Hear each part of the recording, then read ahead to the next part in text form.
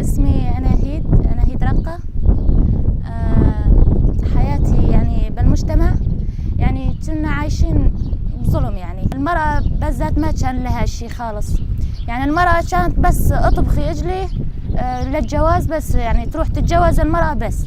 كنت اشتغل بدار المرأة، يعني كان يجينا مشاكل يعني حيل.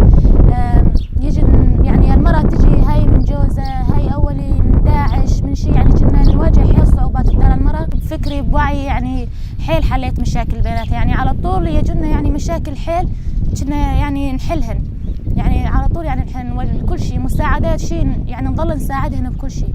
اللي يجينا يعني من ظلم الأهل، من ظلم الجوز، من ظلم داعش، يعني كنا نحن على طول نساعدهم.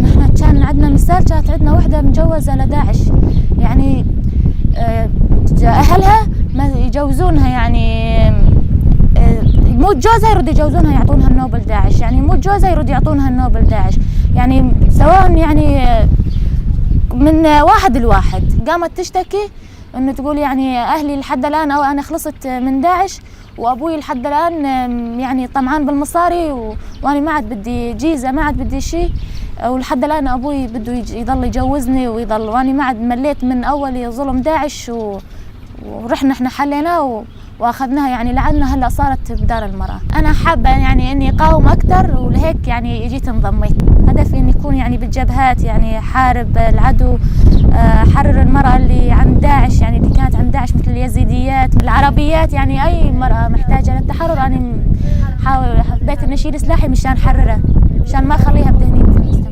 اكثر شيء تاثرت اول شيء الحرب الخاصة، حقيقة القائد، تاريخ المرأة.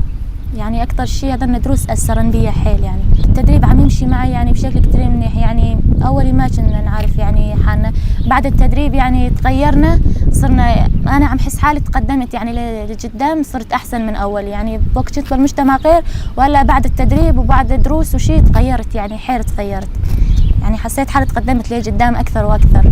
يعني أنا أطلب من كل مرأة بالمجتمع أو وين ما يعني تكون عايشة بظلم وتكون عايشة بشيء، يعني أطلب منها إنه تجي لقوات حماية المرأة مشان تحرر حالها، تحرر فكرها، تحرر المجتمع كلياته.